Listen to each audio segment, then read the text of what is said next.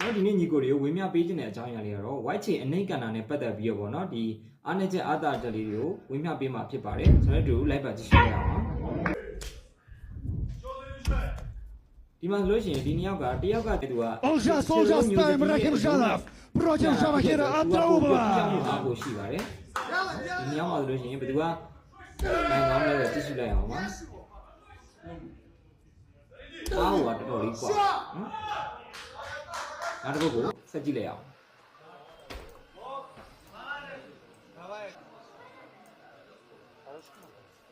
ဒီညမှာဆိုလို့ရှိရင်ဒီလိုပဲဘယ်သူကပုံနီးစနစ်ကြလဲဆိုတော့ကျွန်တော်ကြည့်ကြည့်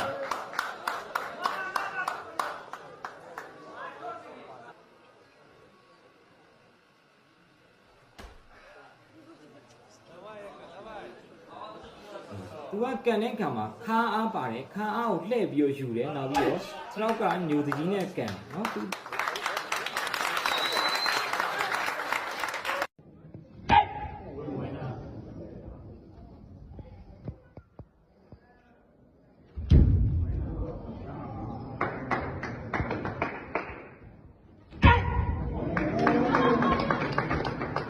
ပတ်သက်ပြီးတော့ဒီလိုအကြောင်းအရာလေးတွေကိုသိကျင်တယ်ဆိုလို့ရှိရင်တော့ကျွန်တော်ရဲ့ channel လေးကို like and subscribe ပြုလုပ်ထားဖို့လိုအပ်မှာပဲဖြစ်ပါတယ်နောက်ဗီဒီယိုမှာပြန်တွေ့ပါမယ်ကျေးဇူးတင်ပါတယ်